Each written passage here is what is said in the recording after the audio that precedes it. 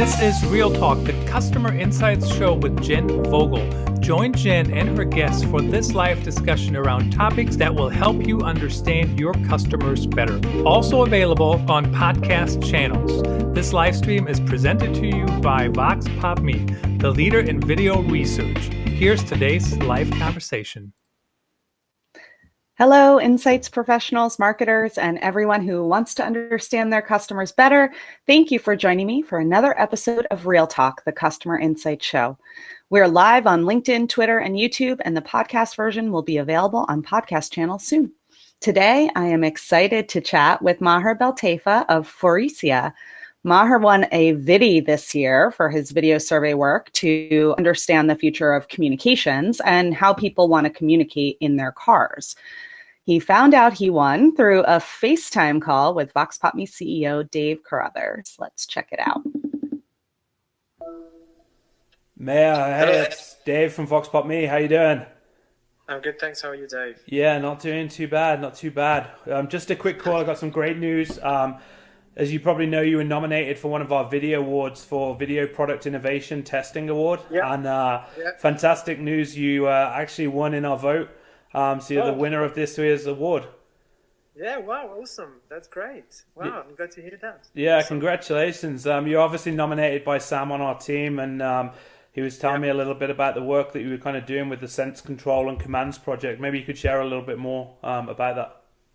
Yeah, it was a project. It was very early on in one of our projects where we're thinking about new ways of interacting in cars in the future, not tomorrow, but maybe the day after tomorrow. Yeah. And we're just trying to get a grasp for how people really wanted to interact, and whether, moving away from just touching screens, touching buttons, touching rotaries, to using voice, and maybe something even more different would be, which would be gesture. Yeah. How would that all fit together, and if it could just elevate the experience of the car, basically. Yeah, fantastic. Well, amazing to see how you're pushing the boundaries of our automotive experiences, and amazing to see how you're pushing the boundaries of what people can do with Vox Pop Me. So really excited to see what you and the team get up to in the next 12 months. Thanks very much, Dave. Appreciate that. Well, we'll probably do great things. I'm sure. I have no doubt. All right, Maher. Congrats again on the award, and very much well deserved. Thank you very much, Dave. Thank you. Sophie, welcome to the show, Maher. Hi, yeah, thank you very much. Thanks for having me. Very excited to be here. Very excited to have you, and congrats on the award. Yeah, thank you. I actually have it here. It's right there. Just if people want to see. Oh, beautiful! In a prime position. I love it. It's right there on my desk. Yeah. Perfect. I'd love to, have you tell our audience a little bit about Faurecia and the work that you guys do, and your team, the Insights team, and kind of how Insights. Yeah, well, it's Faurecia is a I don't know if people know Faurecia. It's a tier 1 automotive supplier. It's one of the top 10 automotive companies in the world. So it's a pretty big company. When it comes to Insights, though, the Insights function itself is quite new in the business. And it's one of those businesses, like a lot of other businesses, I guess, you may hear a lot about this, in your interviews. I'm sure that's trying to move into a user-centric kind of mindset. As an Insights function is to have the company make that move, and to educate people about, the consumer's perspective on our products, our services, and the future of the update. So it's exciting, very ambitious agenda, but it's a small team,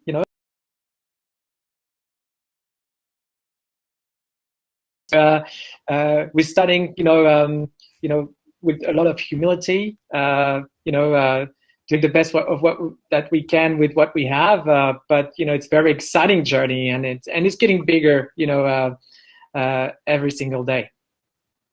Wonderful to hear. And it sounds like, a small team with a really big job in front of you.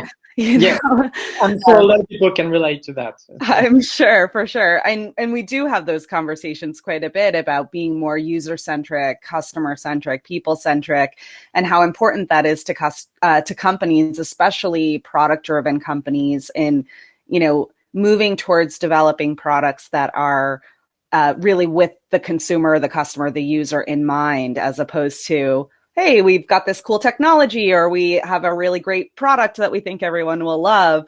But really understanding the needs of the customer is so crucial to so many businesses right now. And to have a small kind of newer team that's really at the forefront of making that happen for the company is huge. Yeah, absolutely. And and it's really cool to be in that, that phase of a company trying to transform, I guess, and you can sense that there's a lot of excitement coming, from all parts of the companies. And I think, people have always wanted to do that. They always want to be intimate with the user. They want to know what's going through their minds whenever they're using their products and services, and how they can improve on those experiences. They just don't always have the chance. They don't always have the expertise to enable them to do that job. And I'm very glad that I can, help them, turn things into, turn the projects into better, more user-centric products, I guess. Yeah. Yeah, it's great to see that move, and it's so many businesses to just be connecting more and driving more empathy with the people that are using your products.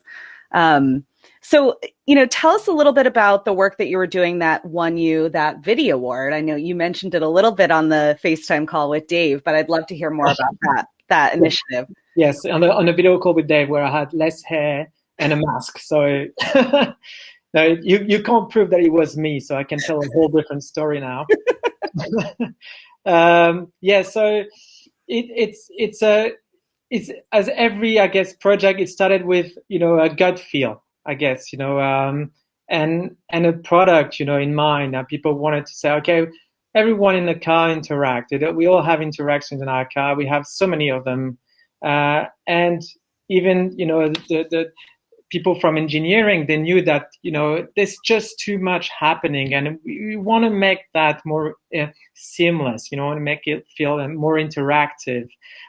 So we were embarking on that journey to design an interaction that are more intuitive, and very quickly, I think people, we started thinking about how wouldn't it be cool to if people could use their hands in the air, to control stuff. They can use their eyes to just, move things on the windshield. And I don't come from the automotive world. I'm not an engineer or anything, and maybe I'm not crazy enough. But when I heard that, I was like, wow, where are we going with that? And there was a lot of excitement. And if you want to kill the excitement, and to keep it going, but at the same time, you do want people to, remain grounded, and you want them to remain down to earth a little bit, and that's when we sort of decided, hey, why don't we do a little bit of, interviewing people, why don't we start, getting a feel for how people would, react if we ask them to use their hands in the air or talk to a machine. What does it feel like to them? How convenient it feels, So yeah, so it started from just discussions, I guess, and it moved into a much bigger project. But the part we did with Vox4Me was really pivotal at the beginning, to just get our ideas right and getting at, just maybe taming that, excitement a little bit, just controlling it even a little, Yeah, it's hard to bring really good ideas down to earth, right? Yes, it's really hard. It's really hard. Completely. And I guess how did you know that you wanted to bring qualitative and bring video surveys into such an early stage concept? Yeah, but it was, I think at this stage, it was really important to show people stuff, you know, because, people have beliefs, they have, preconceived ideas about what's good and what's bad. And I think at this stage, I really wanted to show them what it's like for a normal consumer, someone who's sits in a car and lives a normal life.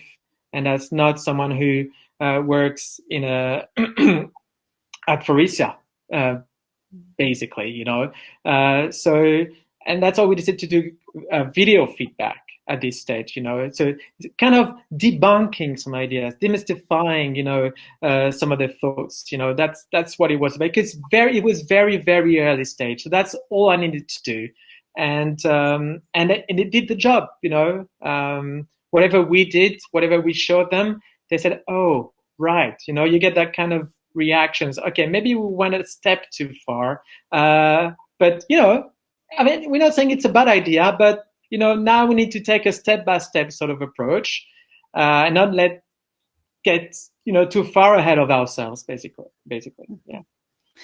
I really love hearing that because not that long ago, qualitative research would never be brought into a project at that early stage, right?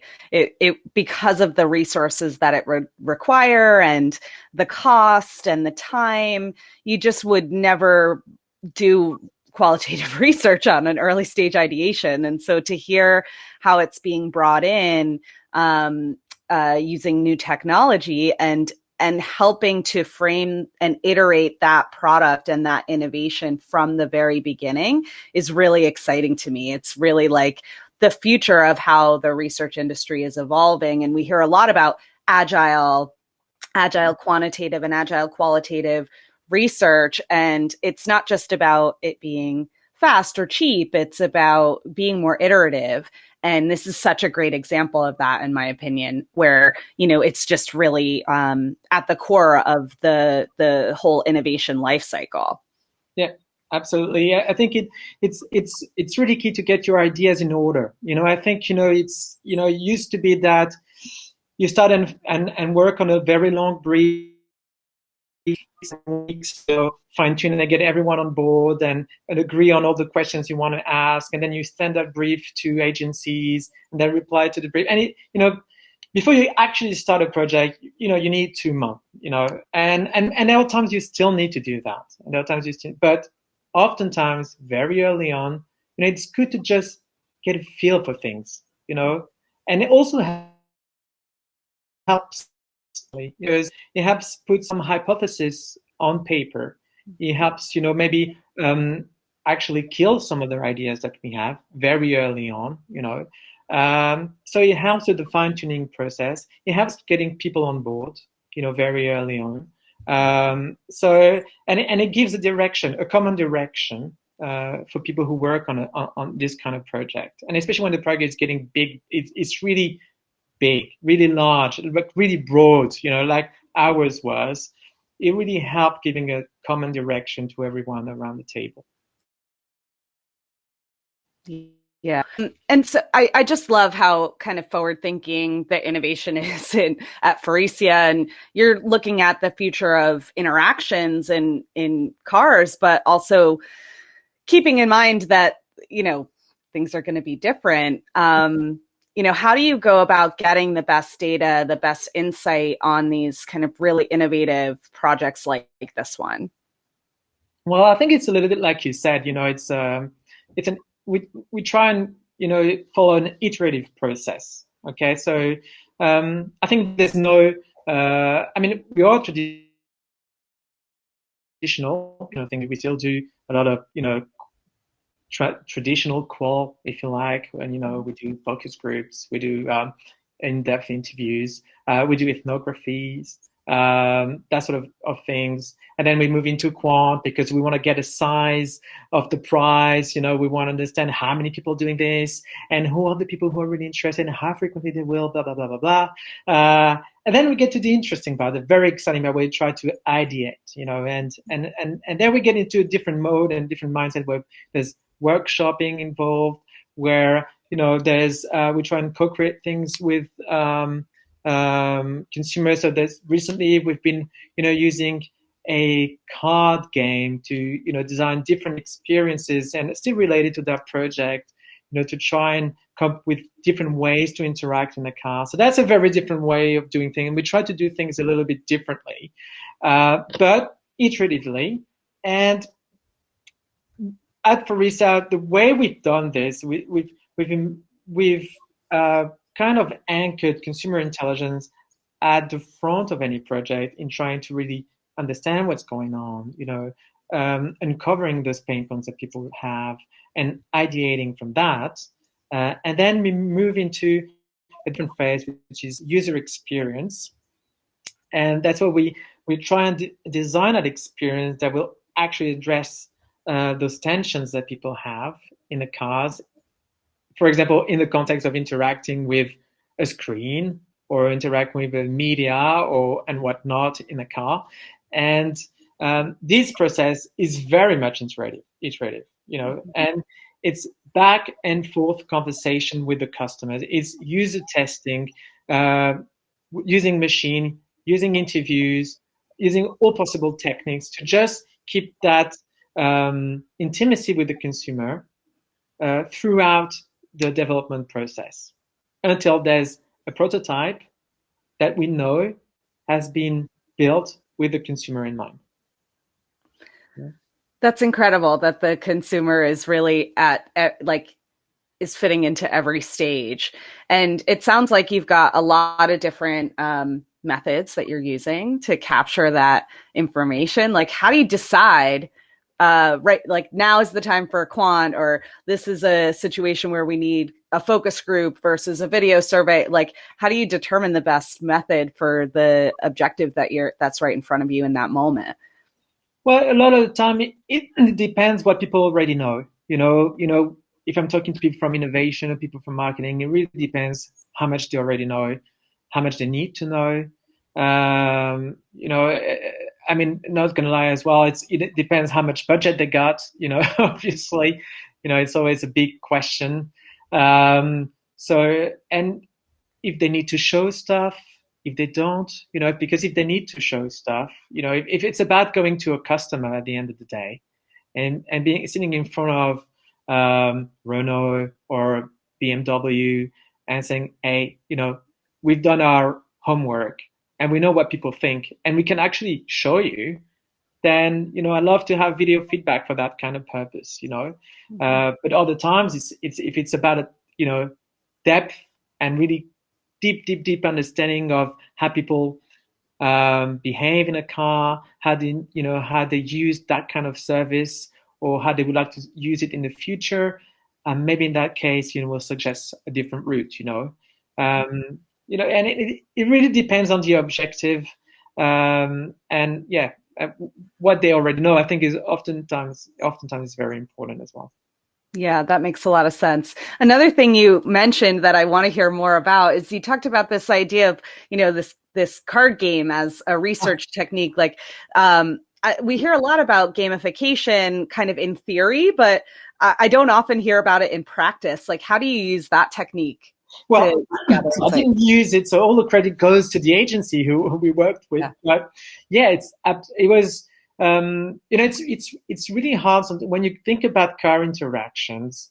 There's so many things happening. There are things. You have to touch things, and then you get some feedback, and there's some emotional things happening. You expect things to work perfectly. You expect to feel safe because you're in a car. You expect to feel also probably a little bit delighted, because you're interacting with your media. So it's maybe you're listening to music or radio and blah, blah, blah. So we really wanted to get a sense of the experience that people have in a car when they turning on the radio, when they're turning on their air conditioning, when they're adjusting their seats, that sort of things, And we use cards, and cards that express different things. Cards that express just a function, so accessing the radio, or sending a text message, or listening to music, something like that, choosing a song, and calling someone maybe. And then we have cards that express an emotion that we wanted to have, so feeling delighted, feeling safe, feeling in control, and whatnot. We had cards that express a way to interact, using voice, using touch, using gesture in the air, using your eyes, through gazing purely. So that sort of things. And we tried with consumers, we iterated different ways to interact with different functions. And every time ensuring that we're delivering on their expectations that we know they want to have, and because we had established that the most important expectation that people have when they're in a car, and that will be of no surprises to anyone, is that they want to feel safe. It seems like trivial, but believe me, it's nuts. Not in our business. and people want to feel in control, and they want to feel relaxed as well. They want to feel like, they don't have to do complicated things, that the car is doing things for themselves, They want to sit back, they want to be driving, and they want to be focusing on the road. Everything else should be easy, okay? So we try to work on different ways to interact, using different ways of interacting, different modalities of interaction, with a name, for people to feel relaxed and to feel safe, basically, with that objective in mind every time. And yeah, we came back. This exercise came back with a lot of, sometimes fun ways of interacting, but that didn't really deliver on the safe side of things. And that helped us park them away, at least for the minute, until we're driving in an autonomous car. They won't work, basically. So for the cars of tomorrow, we could start to identify some, clear directions, and solutions that already improved on what already exists in a car in terms of voice and touch interactions, but brought something additional, which I can't talk about, but well, we'll be keeping an eye out in the next 6-12, and then you'll come back on the show and we'll talk about it then. Why not? For sure. Incredible. So love quote from Henry Ford. I say it all the time that, he said if we had asked people what they wanted, they would have said faster horses, and obviously he developed the car. So, with that in mind, like, how do you balance, because Faurecia is really coming up with some really forward-thinking, sort of futuristic ideas. How do you balance giving people what they're asking for with giving people what they maybe don't know they need? Yes. Well, I think, very new and young when it comes to consumer intelligence and user experience. So balancing out between the two is very early stage for us. We try and for now we're at the stage we're really trying to understand the needs. It's really what we aim for. It's so many things happening in a car today. With different, first is a big business. We have a seating business. We have a clean mobility business where we talk a lot of an interior business that, looks after your dashboard. We have an electronics business. So there's so many things we have to cover and so many frustrations already happening. I don't feel that we need to create the needs yet. We certainly need to understand the frustrations already going on, and there's so much we can improve there. But obviously, on the side, there are people looking at, the future of automotive, And we do need to keep the pulse on, those weak signals, those emerging trends at all times. We need to do that job. We don't want to miss, the boat of, the future of the driving wheel. I'm talking nonsense, but maybe the driving wheel won't be anymore in a car tomorrow. I don't know. But we don't want to miss that train. If it's happening, if there's something happening that's small and emergent, we want to be aware of it. So designing for the future is more about, I think, remaining in sync with, those, early adopters, those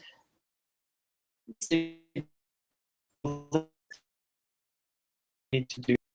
I think like any business needs to do, possibly. Constant balance of just understanding your users in general with understanding how they feel about a particular product or an idea or a concept. It's, the questions that you need to ask specific to what you're developing, and then the more general, like, what's going on in your life and what's important to you.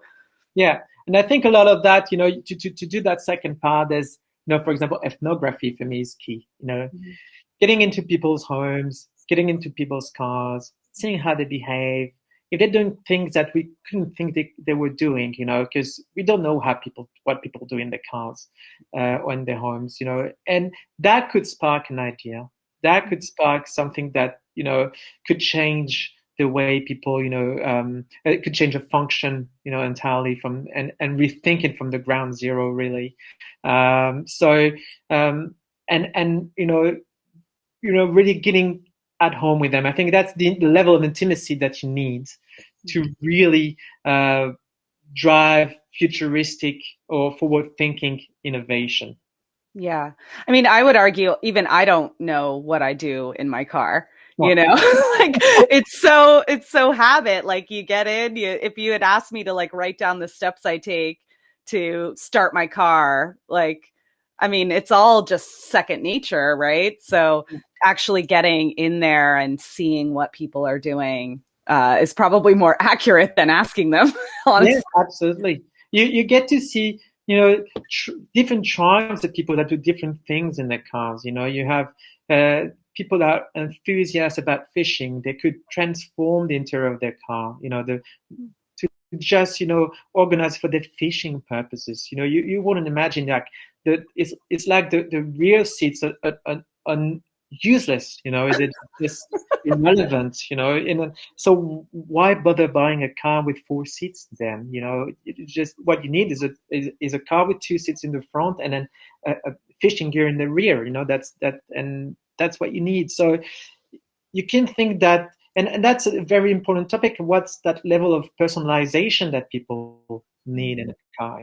All the cars come out of a factory, they kind of look the same, 2 seats in the front, 3 seats in the back, maybe a third row, a trunk, but could it be any different, And if you think about the autonomous car tomorrow, so what does it mean as well in terms of that experience, in terms of what's happening in the car and how things are organized, and how flexible everything is, All of those topics are super interesting, and you can see people doing all sorts of stuff that you would never think about really in a car, never, because maybe the way you use a car is you drive from A to B, it's just to go from home to work and back, but others did use their cars for so many other purposes you wouldn't imagine. It's crazy world out there. We want to keep track of the craziness, really. Yeah, I can only imagine the things that you've seen. And so, I mean, we're talking today a lot about the future and kind of looking forward, but I guess, do you ever kind of look back at insights and survey data? Like, when does it make sense to look back as opposed to looking forward? Yeah, I mean, you work on the agency side, and we're always questioning that rear view mirror kind of approach. mean, I think we were talking a lot about, brand tracking and how it was, not always good at giving you a true picture of what's happening now.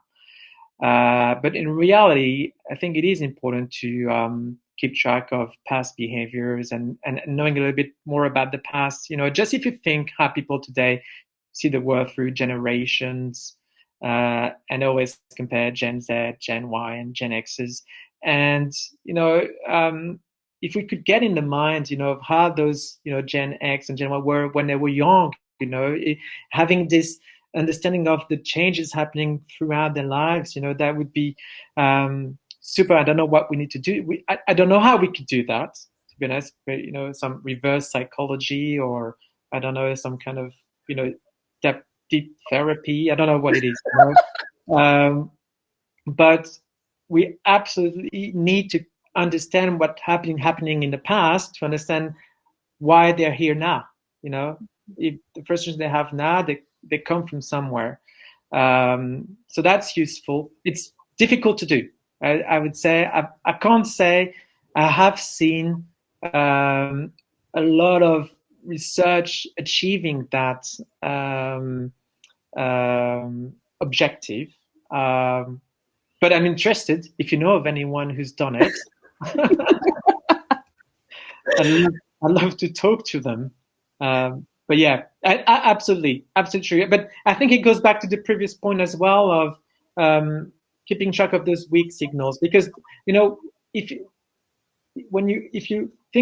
are researching the past, it's probably too late. You want to keep the pulse, all the time, what's happening, because then you're never missing out on anything. That's the best way. So you want to keep getting those video feedback, or I don't know what it is, even if it's Google Insights, to just, keep track of what are people talking about, constantly. And then that if something is happening, you have not missed it. I think that's the best way forward. Yeah.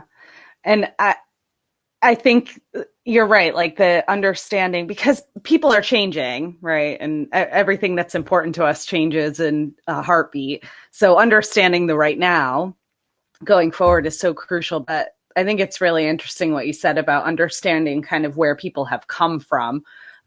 Maybe we could all use some deep therapy right now, given the last year we've had. So maybe we could try that. I haven't heard about that in research, but maybe we could link it up somehow.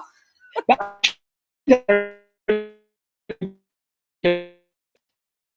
you think about how the COVID started, a lot of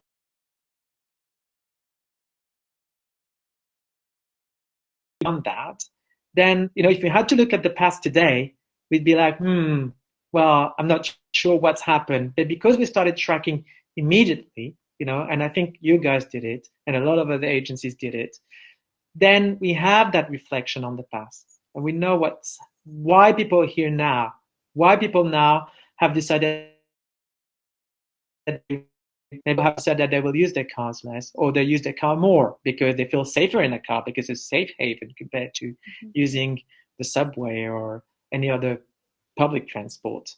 So yeah, thanks to that, so we know now where people are coming from. So yeah, tracking those behaviors, is really key to, designing for the future.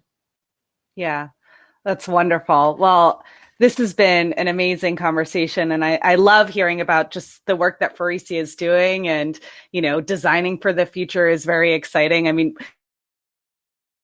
hearing about gestures in terms of interaction with cars, and like, wow, like that's my reaction too. I'm like, is that really possible? That's so exciting. So I really appreciate you coming on the show and chatting with us today. No worries. It was my pleasure, Jen. Thank you for inviting me. It was really exciting to be part of this. Absolutely. And congrats again on your Viddy award. Thank you. Appreciate that. Thank you, everyone, for listening. Please rate and review us on your favorite network. And don't forget to share the show. On next week's episode, I will be joined by Dr. Grant Kenny. We will see you then.